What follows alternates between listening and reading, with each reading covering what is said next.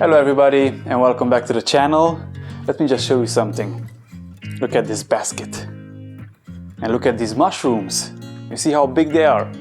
These are actually parasol mushrooms, and they get the name parasol mushroom because basically they are like parasols, and they are big. I mean, they are big as a plate, and they are also a little bit fragile. That's why you don't find them in the grocery store, because they are a little hard to store.